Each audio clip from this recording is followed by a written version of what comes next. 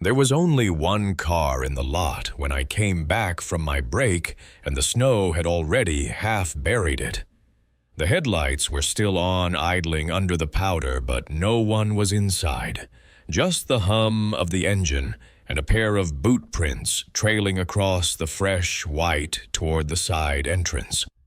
I followed them just out of curiosity until they suddenly stopped beneath the overhang. No door had opened. No second set of prints walked back. I stood there for a minute watching my breath fog, wondering how someone could vanish so neatly into the quiet. If you've ever worked night shifts in a place that went too still, I'd love to know. And if stories like this help pass the quiet hours, you're always welcome to follow along for more. My name's Dana Ellis. I was 37 back then, working nights at a small mountain lodge in Colorado. It wasn't fancy, not the kind of place with ski rentals or spas. We mostly got pass-through travelers, truckers, and couples looking to disappear for a weekend. I'd moved there the year prior after things fell apart in Denver. Figured some time away up in the snow and pine would help me reset. And it did mostly. The air was clean. The pay was fair. And I didn't mind the night shift, not at first anyway. The lodge was built in the 60s, all knotty pine paneling and thin windows that whistled when the wind picked up. We had 20 rooms, but rarely filled more than 5 at a time. Most nights it was just me at the front desk and Len Turner, our overnight maintenance guy, puttering around fixing radiators or running laundry. That particular week in January, we were mostly empty. A storm had rolled in fast, the kind with sideways snow and roads that turned to glass by sunset. I remember thinking how quiet it had gotten that night even for us. Like the snow had muffled everything right down to the wind itself. It was just after 10 p.m. when he checked in. No reservation, no call ahead. Just walked in like he'd always known the place. He had one of those long army-style coats, dark gray or maybe green, hard to tell in the light. Hood-up face shadowed. He didn't speak much. Just said, "one night," and slid 100 across the counter. No bags, no ID. I should have asked for both, but something in his voice made it hard to argue. Not threatening exactly. Just final, like the conversation had already ended before it started. I gave him the key to room 12. It was one of the corner units upstairs, facing the forest.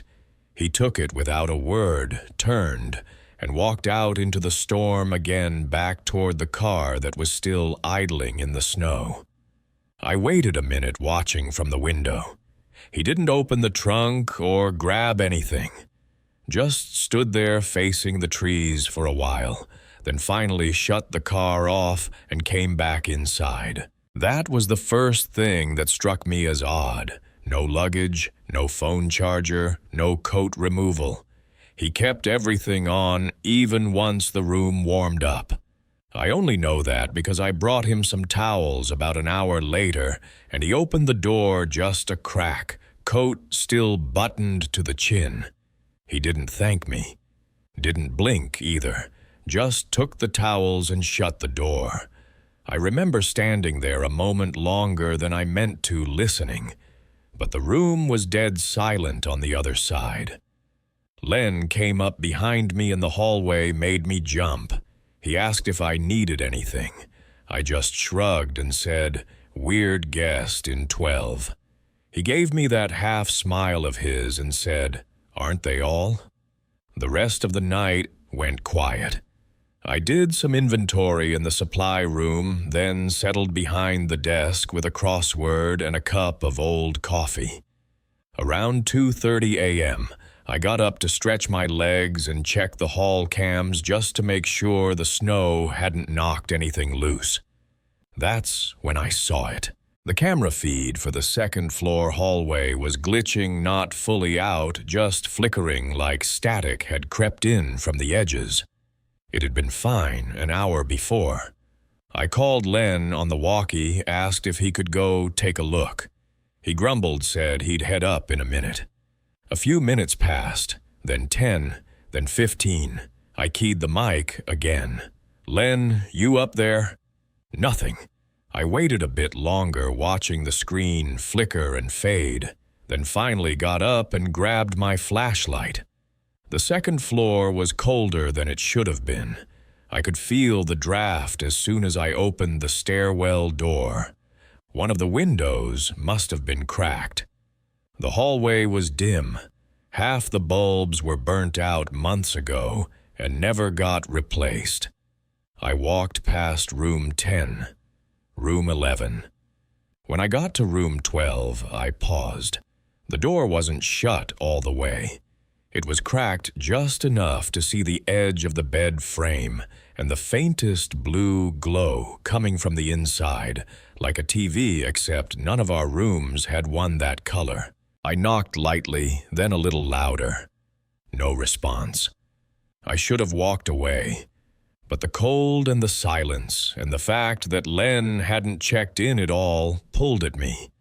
I pushed the door open. The room was empty. Bed untouched. Towels still folded. No sign anyone had ever stepped inside. But the light, that weird glow, was coming from the bathroom. The door was shut, but not locked. I stepped closer, heart starting to pound, and reached for the knob. That's when I heard it. Not a voice, not a sound, really. More like a pressure, like someone standing inches behind me, holding their breath. I turned fast. No one. The hallway outside was empty. My flashlight flickered for a second, but stayed on. When I finally opened the bathroom door, there was nothing. No light, just darkness. Whatever had been glowing was gone. I backed out slowly, trying to make sense of it, and nearly ran straight into Len in the hallway. He looked pale, sweating through his shirt despite the cold. "You didn't hear me on the radio?" he asked. I shook my head. "I came up here 20 minutes ago," he said, "but the hallway was different, like longer."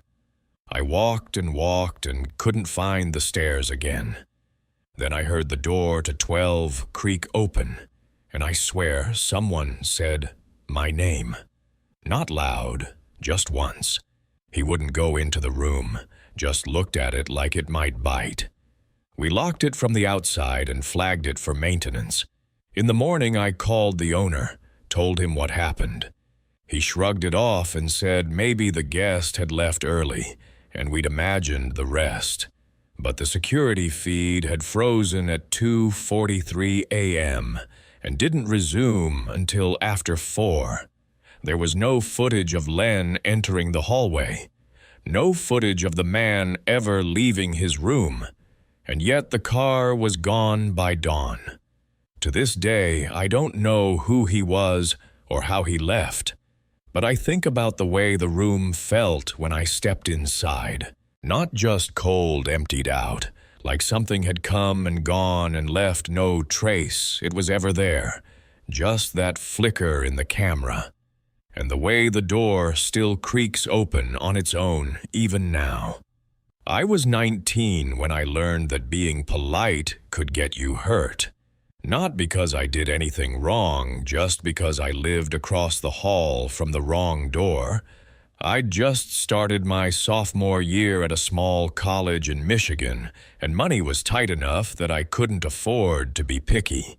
So when I found a studio apartment just a few blocks from campus, I signed the lease that same afternoon. It was one of those 2-story brick buildings with narrow halls, flickering overhead lights, and doors that all looked the same. The ad said the place was quiet and affordable with great neighbors. The rent was unbelievably low enough that I ignored the smell in the hallways and the fact that my window didn't fully latch. My unit was 1B down on the ground floor. Directly across from me was 1A. The door was thick, heavier than the others, with 2 deadbolts stacked above the knob. I never saw anyone go in or out, which didn't bother me at first. I liked the idea of a neighbor who kept to themselves. What started to get to me, though, were the sounds. It usually happened after midnight, sometimes later. I'd hear knocking not on my door, but across the hall. At first it was faint, 3 quick taps, always the same rhythm. Other nights, just a single heavy knock loud enough to make me flinch. I thought I was imagining it until I started staying up just to listen. The sounds were real, and they always came at 1A. Never mine. Sometimes I'd hear the door creak open just a few inches. Low voices followed, mostly men, though once I heard someone crying. The visitors never stayed long. I'd hear footsteps fade into the unit, then return minutes later. A few times I looked through the peephole, but it was angled badly, facing the stairwell. The most I ever saw was the edge of a dark hoodie, or someone dragging a heavy duffel bag behind them. I kept telling myself it wasn't my business. Maybe someone ran a business out of their unit. Maybe they were just weird night owls. But the hallway always smelled faintly of bleach and something else, something metallic. It clung to the baseboards, sharp in the back of my throat. Then one night around 2:30 a.m., I got back from a late diner run and found a man standing directly in front of my door. He was facing it like he was about to knock, but never did. Just stood there, hands in his hoodie, unmoving. His face was drawn tight, pale, with deep bags under his eyes. He looked like someone who hadn't slept in days. I froze. He looked at me like I'd interrupted something private. Sacred, even. I remember mumbling, "Hey, just trying to get inside." He didn't say a word, didn't move. Then, without warning, the door to 1A opened from the inside. Someone reached out and yanked him in. The door slammed shut behind them, and I dropped my food on the floor, trying to get my key in fast enough. After that, I stopped pretending it was normal. I started sleeping with a kitchen knife under my pillow, not because I wanted to, but because I couldn't stand the thought of being unprepared if that guy ever came back. I avoided the building after dark when I could, and told my friends I just liked studying at the library. It was easier than explaining that my hallway felt like it was watching me. Once, as I walked past 1A, I heard whispering. 2 voices, one of them crying quietly. I didn't stop to listen. I just kept walking. There was something wrong with that door. I didn't want to know what. The breaking point came the following week. I'd been up late working on a programming assignment, and around 3 a.m., I stepped into the hall to clear my head. As soon as I opened my door, someone burst out of 1A. He was sweating wild-eyed and reeked of gasoline and smoke. He shoved me hard against the wall and hissed, "You didn't see anything. You hear me? Keep your mouth shut." His face was close enough that I could see the pores on his nose. There was something unsteady about him, like he was about to fall apart. Before I could say anything, the door opened again, and he slipped back inside. I didn't move for a long time. I just stood there, heart pounding in my ears, the hallway spinning. I wanted to call the cops, but what would I even say? That a man came out of the unit across from me and shoved me. That he seemed off. But the look in his eyes, it wasn't just anger. It was fear. Like he knew something was about to come undone. I didn't sleep that night. The next day, everything happened fast. I was in my apartment around noon, finally catching up on sleep, when I heard heavy boots in the hallway. Then a voice. Police. Search warrant. It echoed, like it came from the walls themselves. A second later, a battering ram hit 1A's door. I scrambled to the peephole and watched as men in tactical gear flooded the hallway. Radios crackled, boots stomped. The door splintered and swung open, and for a moment all I heard was chaos, yelling, crashing, someone crying out. Then silence. I stayed back from the door, barely breathing. I could hear murmurs through the drywall, someone begging. A woman's voice, shaking and desperate. Please, I just want to go home. Another one kept asking for water. I didn't open my door, not even when the hallway went still again. It wasn't until a few hours later that someone knocked. It was a detective, plain clothes, tired eyes. Introduced himself as Officer Lyman. He asked if I'd seen or heard anything unusual in the past few weeks. I told him everything. The knocking, the voices, the man who shoved me.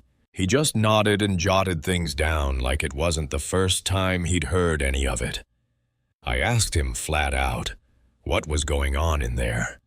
He hesitated, then said, "You were living across from a trafficking hub. Drugs, maybe. People.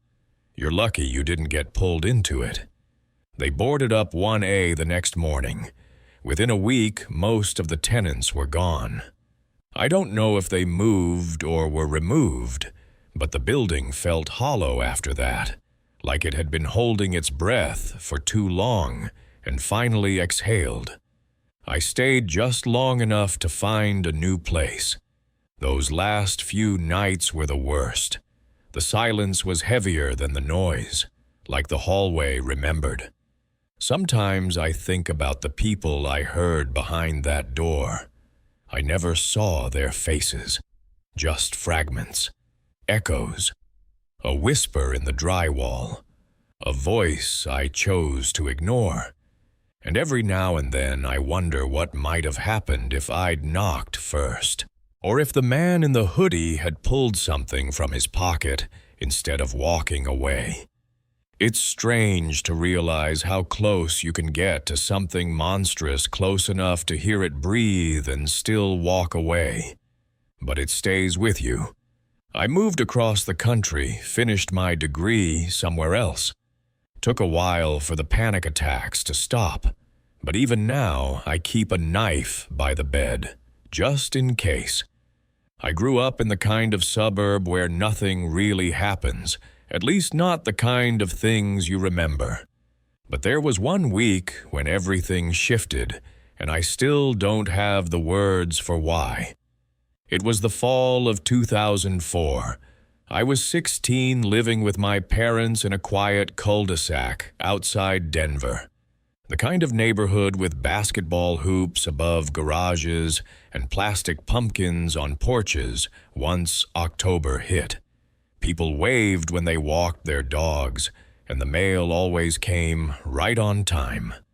I had a pretty average routine back then: school homework, Xbox, repeat. My parents were the cautious type. My dad triple-locked the door every night, and my mom checked it again just in case. So when things started to feel off, I didn't know how to bring it up. I didn't even have the language for it yet. It started with the van. Just a plain white panel van, no windows on the sides, no business name, nothing. It first showed up parked across the street late one Thursday night. I only noticed it because I'd forgotten to take the trash out, and my dad asked me to do it before bed. When I stepped outside, the air was cool and still. I remember hearing the sprinklers from the neighbor's lawn and the sound of a dog collar jingling down the block. And then I saw it, the van idling with its lights off, just barely visible between the streetlights. No movement inside. No sound, just sitting there. At the time, I didn't think much of it. Figured someone was visiting or taking a phone call. But the next night, it was there again. Same spot, same time. And again the night after that. By the third night, I told my dad. He walked out, looked at it, and shrugged. Said it was probably just someone doing deliveries or checking on a property. The usual grown-up explanations. But when he waved at it, nothing happened. The van stayed still. Engine off, no acknowledgement. And for some reason, that unsettled me more than if someone had waved back. That weekend, I stayed up late playing games in the basement.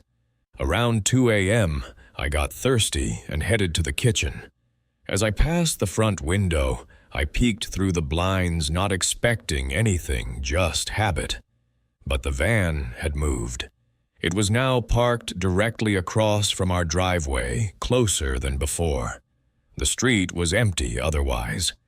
And for the first time, I noticed something inside.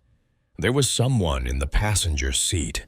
I couldn't see details, just the outline of a head very still facing our house. I backed away from the window without even realizing I was doing it. My skin felt cold, like I'd stepped outside barefoot. I told myself it wasn't a big deal, but the thought kept crawling back. Why sit there like that? What were they watching? The next morning, the van was gone. My mom asked if I wanted anything from the store, and I almost told her, but I didn't. I figured maybe it was over. I told myself I was being paranoid, but it wasn't over. That night, we heard tapping. It started faint around 1:45 a.m. Not knocking tapping, light, deliberate like fingernails on glass. It came from the living room window, then again 5 minutes later from the side door. My dad got up, turned on the porch light, but didn't see anything.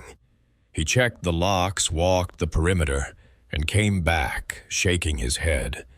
The next night, it happened again. Tap, tap, tap.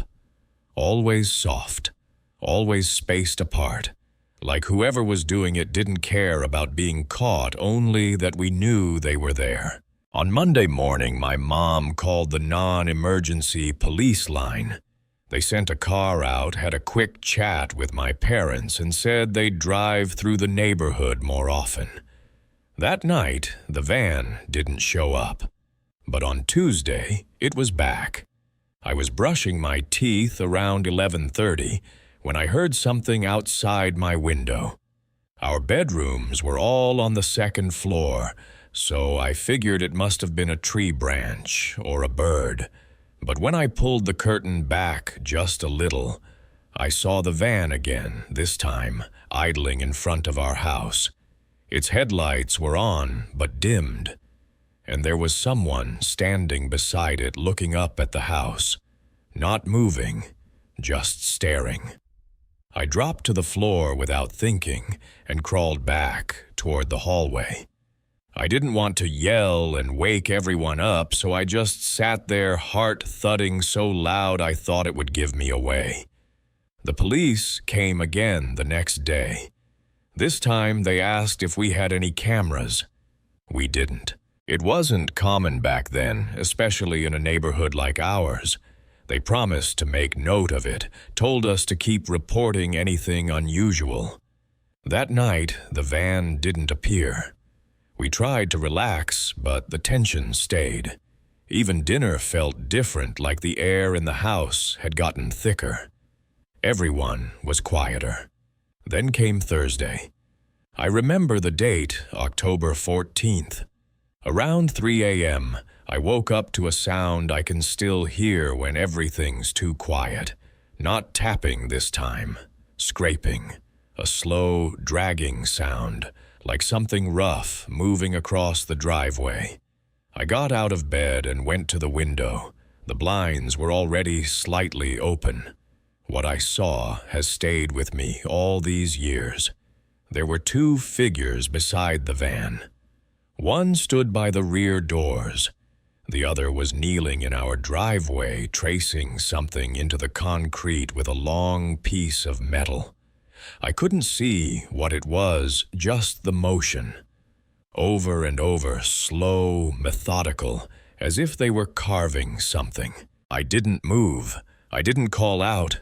I just stood there, watching from the dark, and felt a weight press into my chest, like something was telling me to stay hidden. Eventually, they both got back in the van. It pulled away without sound. In the morning, my dad found the marks, shallow grooves in the driveway. Not letters or symbols, just a looping pattern that went nowhere.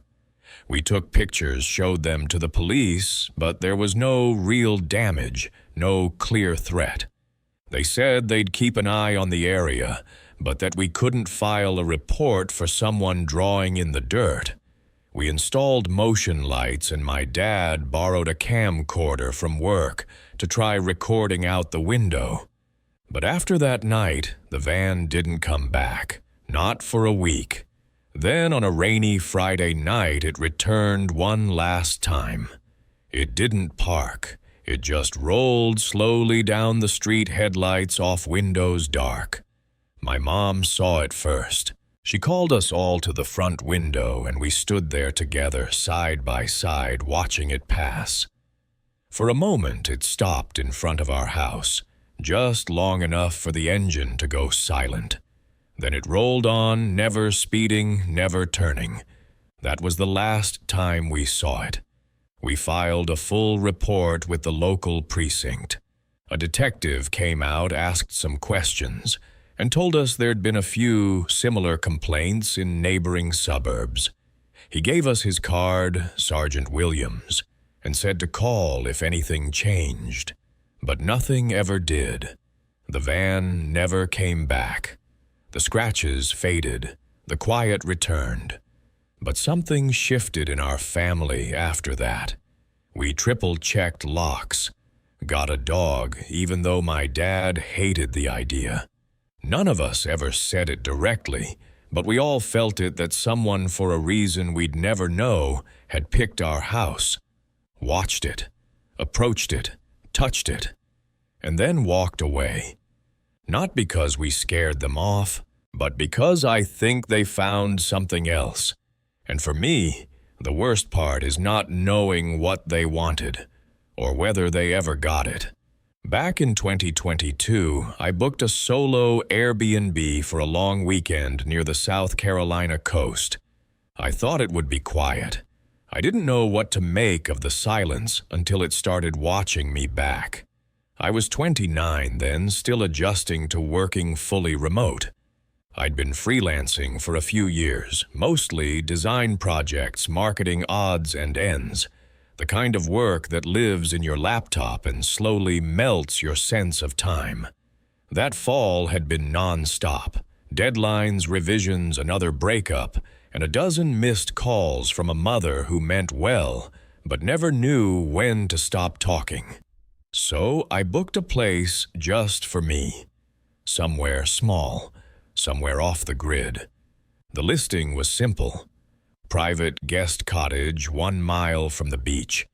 The photos showed whitewashed wood, a clawfoot tub, a little porch swing under a mossy oak. I didn't think twice. I just booked it, packed my car and drove 6 hours south from Asheville with a coffee thermos and 1 bar of signal left by the time I hit the coast. The cottage sat behind an old Maine house, half hidden by palmetto trees and camellia bushes. A woman in her 70s answered the door when I pulled up. "Miss Ruth," she said. She wore sandals and a big straw hat and smelled like rose lotion and peppermints. Her accent was warm and slow, and she had the kind of soft attention that made you want to trust her. She told me to let her know if I needed anything, then waved me around back and went inside. The cottage was small, just 1 bedroom and a kitchenette. No TV, no Wi-Fi, just a little bookshelf and a clunky old clock that ticked too loud in the kitchen. I dropped my bags, opened the windows, and for the first time in months, I let the quiet in. The first night passed with nothing but the sound of wind through the trees. I slept like I hadn't in weeks, but the second night I started to notice things. It wasn't loud, nothing like footsteps or banging, just a subtle shift like the house was breathing differently. The porch swing moved slightly in the dark, not fast, not from wind, just a slow back and forth, like someone had gotten up and left it swaying. I told myself it was a breeze. The third night around 2:15 a.m., I woke to the smell of cigarette smoke. Not faint, not imagined. It was sharp and stale, like someone had smoked inside and left the air hanging. I don't smoke. No one had been over. I checked the front door, still locked. Windows were shut tight. I even looked under the bed and inside the bathroom closet like I was in a bad movie. Nothing. I slept with the light on after that. The next morning I went into town for coffee and a newspaper just to feel human again. The local gas station had one of those bulletin boards covered in faded flyers and dusty keys. While I waited for the cashier, a man in line behind me, maybe mid-40s, salt and pepper beard work boots, said something I still think about. "You're staying in the old guest house, aren't you?" I turned and said, "Yeah, I'd rented the cottage behind Miss Ruth's place for a few nights." He looked down, nodded once, then said, "Just keep the blinds closed at night." I didn't ask him to explain. His tone made it clear that was all he was going to say. That night I kept the blinds closed, but I still heard movement on the porch around 3 a.m., not heavy, just creaking soft pressure on old boards. I lay there still as I could, listening. Then I heard it again, a soft tap against the window pane. Not forceful, just one tap. Then two more, spaced apart. I didn't get up. I didn't check. I just stayed in bed until morning, heart pounding, staring at the ceiling fan as it turned slowly above me. In the light of day, everything felt ordinary again. No footprints, no signs of entry. But when I opened the front door that morning, I noticed something on the porch rail. A cigarette, freshly stubbed out. Still warm when I picked it up. I didn't smoke, and Miss Ruth didn't seem like the type. I decided I'd finish out the stay, but sleep in my car if I had to.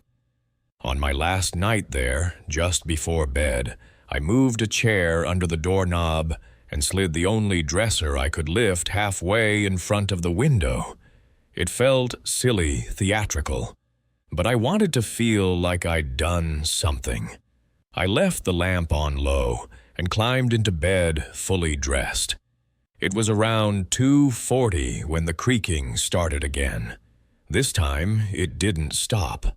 Slow, even footsteps moving back and forth across the porch, pausing now and then. Then came a knock, not tapping, a knock, followed by silence. Then the doorknob turned, just a slight rattle. Once, then again, then harder. But I'd locked it, deadbolt, chain, chair under the knob. What made me sick? What turned the blood cold in my arms was the sound that followed, a slow, dragging sound along the wood, not scratching, sliding, like someone running their palm along the length of the wall. And then I heard the swing move, but not gently. It creaked once, then again, and then it stopped mid-swing, like someone sat in it hard. I didn't move. I didn't breathe.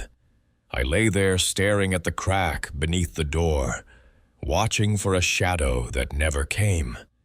After a long time, I don't know how long the noises stopped. At dawn, I packed my bags and drove straight home. I didn't speak to Miss Ruth. I didn't leave a review. I didn't respond to her message asking if everything had gone okay. But I did one thing before I left town. I stopped back at the gas station. The same man was behind the counter that morning. I told him what had happened. I didn't expect him to believe me, but I had to tell someone. He listened. Then he nodded and said that houses had problems a long time. When I asked him what he meant, he said there'd been a break-in years ago. Some man hiding out in the crawl space beneath the cottage. Took days before anyone realized. They only found out because someone staying there had heard breathing through the floorboards. He said they caught the guy, that he was sent away. But then he looked at me and said, "Thing is, nobody ever figured out how he got in.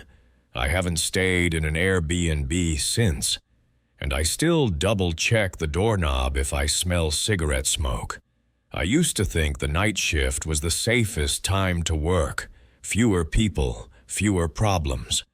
But that year I learned it only takes one wrong hire to change everything." I was 41 at the time, managing a small shipping warehouse just outside Allentown. The job wasn't glamorous, but it was steady. Night shift was quiet, mostly just me, a few floor guys, and a checklist of outgoing pallets. We loaded trucks, kept the floor clear, handled inventory. If someone didn't show up, we covered it.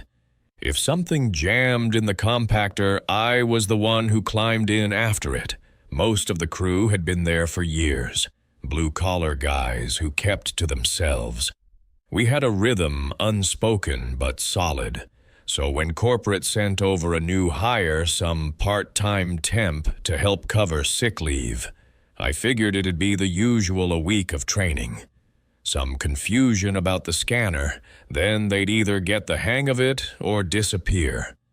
His name was Wesley. Mid-20s, skinny, clean-shaven.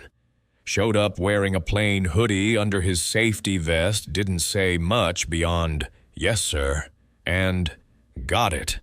I don't mind quiet, but there was something about him that made me pay attention. He didn't blink much, and when you gave him a task, he'd finish it too fast, like he already knew how, even when I was certain he didn't. First couple nights were uneventful. He kept his head down, worked fast, barely touched the break room coffee. On the third night, I noticed something odd on the security feed. He was spending a lot of time in the far end of the warehouse, the unused section near Dock 5. That side hadn't been active in months, not since we switched vendors. Lights were always off, and there was nothing back there but broken skids and dust. I asked him what he was doing, and he just said he thought he heard something, a clunk, or maybe a loose pipe. I nodded, didn't press, but I made a mental note to keep an eye on him. The next night, I came in early to review camera footage. Between 2:10 and 2:18 a.m., he walked back into that dark corner again. No tools, no flashlight, just vanished into the shadows and didn't reappear until 10 minutes later. The cameras don't record audio, but there was something weird in the footage, this slight, shuddery stutter in the frame, like static bleeding into a tape that should have been clean. It only happened during those few minutes he was off-screen. I mentioned it to the floor guys. They hadn't noticed anything, but one of them, Reggie, who'd worked there longer than me, said something that stuck with me. You ever feel like it's too quiet sometimes? Like the quiet's waiting for you to notice. That night, I did something I hadn't done in years. I patrolled the whole building myself. Around 2:30 a.m., I walked the perimeter with a flashlight. All the motion sensors clicked on just like they should until I reached Dock 5. That light didn't come on. I called out. Nothing. Just air and the distant sound of a compressor cycling off. I stepped into the corner and smelled bleach. Not the usual kind from the mop sink sharper. Faint, but fresh. I turned on my flashlight and scanned the floor. There were boot prints leading toward the back wall, and something else. A stack of boxes had been rearranged into a rough barrier, not enough to block off the space, just enough to suggest someone wanted privacy. Behind it was an old break room chair, a single bottle of water, and a crumpled receipt from a gas station 20 miles away. That wasn't ours. I didn't touch anything.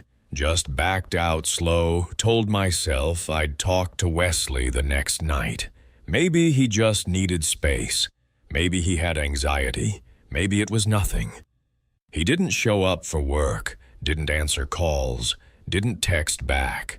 HR said they hadn't heard from him either. The following evening, I came in early again, pulled up the prior night's security footage. At 2:12 a.m., he walked into that dark corner again. At 2:18 a.m., something else stepped out. I can't describe it well.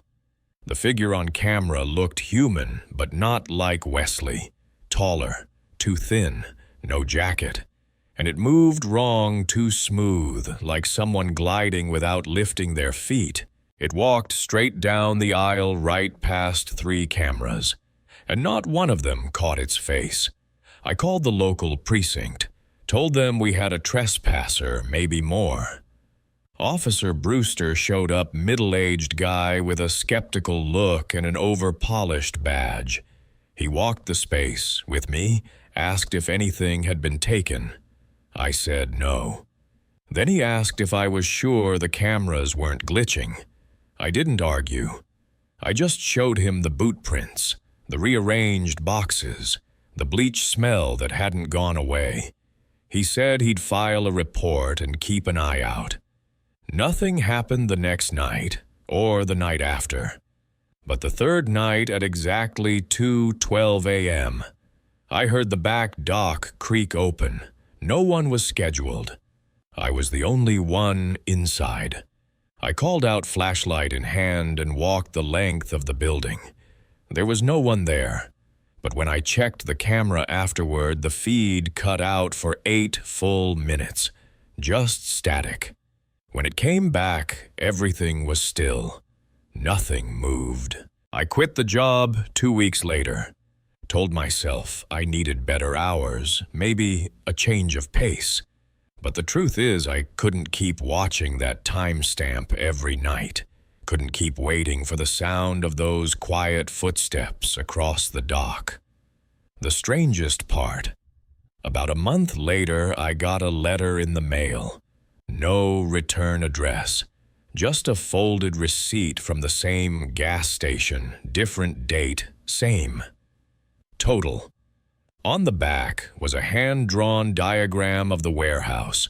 Dock 5 was circled, and next to it in small letters was a question I never answered. Did you see it too? I still can't look at those old fairground photos, not because of what's in them exactly, but because of what shouldn't be. There's one in particular that Charlie printed out and mailed to me. Years later, no note inside the envelope, just that single glossy square. I'd already moved out of Kansas by then, had a job, a girlfriend, plans. But when I saw that photo, I stopped everything. Not because of how we looked or the shadows behind us, or even the expression on Denny's face. It was what was standing beside the booth. What none of us remembered seeing that night. That fall, the fairgrounds near Wichita were starting to lose their charm, but they still pulled in decent crowds. I was 18, fresh into senior year, already itching to be somewhere else. Charlie had his mom's station wagon, and Denny had a fake ID that fooled exactly no one, but that didn't stop us from trying our luck. The three of us had been going to that fair together since middle school, but this year felt different. Maybe it was the weather, how dry the air had gotten, or how the sky had that flat, early dusk glow even before sunset. It felt like a place that was winding down, like the fair wasn't supposed to still be running. We got there around 6:30. It was a Thursday, so it wasn't crowded. Just a thin stream of locals walking under the flickering lights and those sad-looking plastic banners that hadn't been replaced in a decade. Everything smelled like funnel cake grease and hay. You could hear the hydraulics wheeze from the tilt-a-whirl across the gravel lot, mixed with some faint country music that kept cutting in and out over the loudspeakers. I remember Denny kept rubbing his left shoulder like he had a cramp, but he said it was nothing. We wandered toward the back lot, where the older booths were stuff from past years that barely got any foot traffic anymore. That's where we found her. There was this old photo booth trailer set up near the edge of the livestock barn, tucked between a popcorn stand and one of those rigged water gun games. No one ever wins. The booth wasn't branded. No logo, no fairground sign, no sponsorship. Just a faded green curtain and a hand-painted sign that said, "Still images, $1. It looked like it had been dragged out of storage. Ava was the only one standing near it. She looked about our age. Brown hoodie, scuffed sneakers, quiet. Not working the booth exactly, just leaning on the side rail like she'd been waiting for someone. Denny was the first to talk to her. He had that way of making girls laugh even when they shouldn't. I remember how she smiled but didn't say much. Her voice was soft, kind of hollow, and when she did speak, it was always short, just enough to answer the question, and nothing more. I don't remember her blinking much. Charlie dared me to go in the booth with her and do a photo strip. I said no at first, but then she looked at me just for a second like she already knew I would. So I stepped in with her and let the curtain close. The inside smelled like dust and something faintly chemical like old film. There was a metal bench and a cracked coin slot that looked like it had eaten its last dollar years ago. I fumbled in my jacket and found a crumpled single. When I pushed it in, the light above us flickered once, and I swear the temperature dropped. Not cold exactly, just emptied, like the booth was sealed off from the fair outside. The first flash caught me off guard. I blinked, smiled awkwardly, tried to look normal. Ava didn't move at all. She didn't smile, didn't blink, just stared straight ahead. The second flash went off slower like the bulb was struggling. I turned slightly toward her, maybe to say something, but she didn't turn with me. I couldn't even hear her breathing. The third flash never came. Instead, the booth made a noise I still can't describe. Not a whir or a buzz, like a printer, more like a low static, like a radio, stuck between channels far away. Then the strip slid out. There were only 2 images printed. In the first, I was smiling mid-blink, shoulders hunched slightly. Ava looked exactly the same as she had in real life, expressionless, facing forward. But in the second image, I wasn't in the frame. She was alone. Her head was slightly tilted, and her eyes were turned directly toward the camera lens. When I stepped out of the booth, the fair had changed. Not visually, but tonally. It was darker, colder. The music had stopped, or maybe it was playing too low to hear. Denny and Charlie were standing off to the side, not talking, just watching. Ava was gone. We didn't talk about it until later. Charlie said he thought she'd walked off behind the barn. Denny looked pale and kept mumbling something about her reflection not matching. I didn't ask what he meant. We left earlier than planned. On the drive home, none of us spoke. We dropped Denny off first, then Charlie. I kept the photo strip in my glove box, but every time I opened it, the second image looked a little different. Her mouth shifted slightly over the weeks. Her eyes seemed to widen, like the focus was getting sharper. Months later, Charlie mailed me the print I mentioned earlier. It wasn't from inside the booth. It was a photo we took outside right before. Just the three of us standing in front of that popcorn stand. But in the background next to the booth, someone was standing behind the curtain, just barely visible. A figure too tall to be Ava, wearing something pale and smooth, like linen or canvas. I brought the photo to Officer Delgado, a guy who'd been with county law enforcement for years. He took one look at it and said he remembered that booth, said it had been closed down since 1991, belonged to a photographer who'd been arrested then vanished after bail. The fairgrounds had stored the booth out in the tractor shed, but someone reported it stolen back in '02. They never found it. That night I checked the glove box again. The photo strip was gone. Just a dry square of heat-warped plastic where it had once been. I haven't been back to a fair since. Every once in a while I'll see one from the highway, a Ferris wheel spinning in the dark, cheap lights and muddy parking lots, and I'll feel something tighten in the pit of my stomach. Because sometimes when I dream, I'm sitting in that booth again, and the flash is about to go off. But I'm the one not blinking, and someone else is just about to sit down beside me. I never liked the hallway outside my first apartment. The lighting was always dim, like the bulbs had been turned down just a little lower than normal. Not enough to trip over anything, but just dark enough that your eyes never fully adjusted. I was living off campus 2 miles from the university in a squat beige building that used to be a medical complex.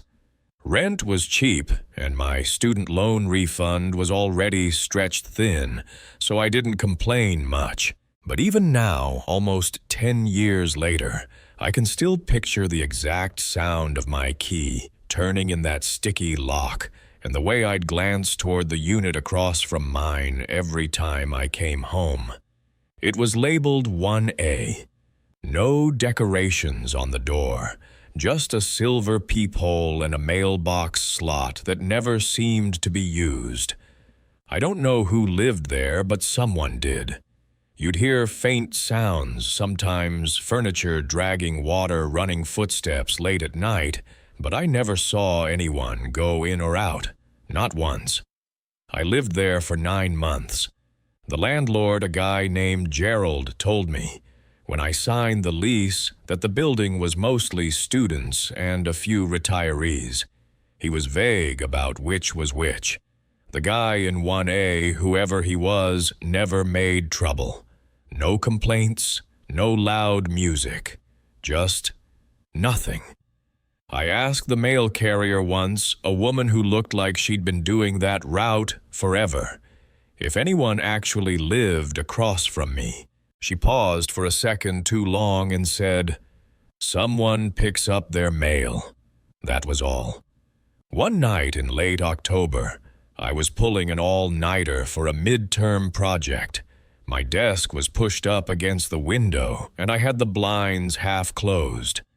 Around 3:20 in the morning, I heard footsteps in the hallway, slow, dragging steps. At first, I thought it was just another student coming back from a party. But the steps stopped right outside my door. I muted my speakers and listened. There was a faint rustle, then what sounded like a knock, not at my door, but across the hall. 3 slow taps. then nothing.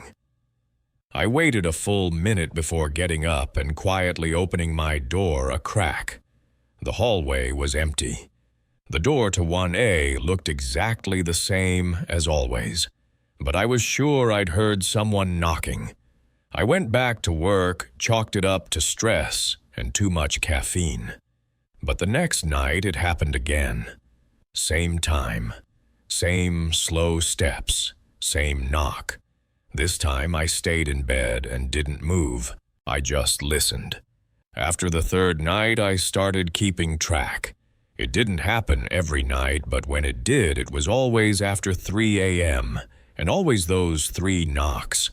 I never opened my door again, but I started looking through the peephole when I heard the steps. Once, I swear, I saw someone just standing there. They were turned slightly away, so I couldn't see their face, but I could make out the shape of their shoulders under a thin coat, not moving, just standing still in front of 1A. I thought about knocking myself, just once, to see what would happen, but I never did. In November, things changed.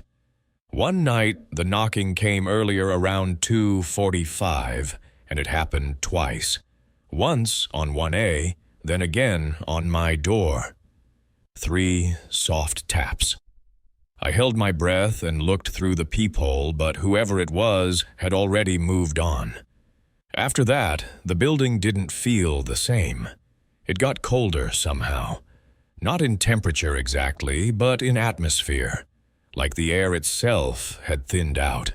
I asked Gerald again about the tenant in 1A. He looked confused for a second, then said, "That unit's not occupied. Hasn't been for a couple years." I asked him what he meant, and he shrugged. "The wiring in that unit's weird. Circuit blows every time someone tries to hook up a fridge. I've been meaning to gut it." I told him I'd been hearing people go in and out. He asked if I'd been smoking anything. The last night I stayed there, I was packing up to go home for winter break. It was around 1 a.m., and snow was starting to fall. I had one last load of laundry to do before my ride showed up in the morning. The building's laundry room was in the basement down a narrow stairwell past the mailboxes. As I came back up, arms full of half-dry clothes, I heard a door close softly behind me. I turned, thinking maybe another tenant was up late too, but no one was there. Just the dim hallway humming with that same quiet electricity. When I got to my unit, the door to 1A was cracked open. Not fully, just a couple inches enough to see the edge of darkness inside. I stood there for maybe 20 seconds, not breathing. Then the hallway light flickered just once, and the door slowly shut. I don't remember unlocking my door or going inside, but I remember locking it again. I remember turning every light on and staying up until sunrise, heart pounding. 2 weeks later, I got a call from a county detective named Lyman.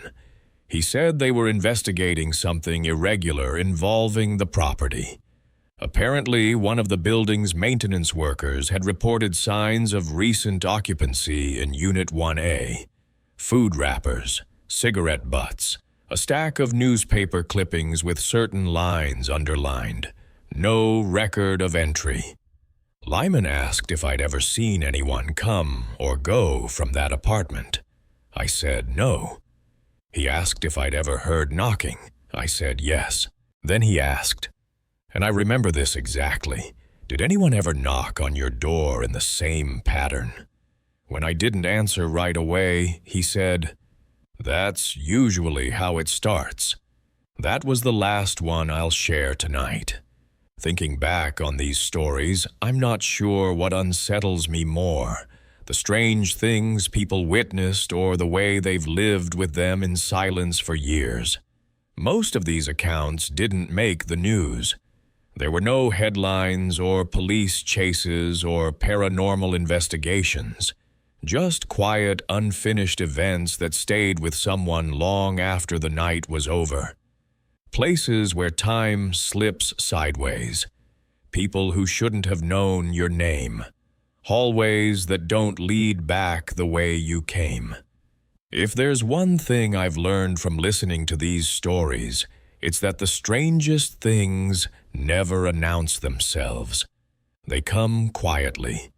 Soft knocks, empty rooms, a missing hour you can't quite account for. And by the time you realize something's wrong, it's already behind you. Thank you for staying with me until the very end. If these stories kept you company tonight, I hope you'll consider subscribing or sharing this with someone who enjoys quiet late-night unease. And before you go, tell me, have you ever stayed somewhere that didn't feel empty, even when no one was around?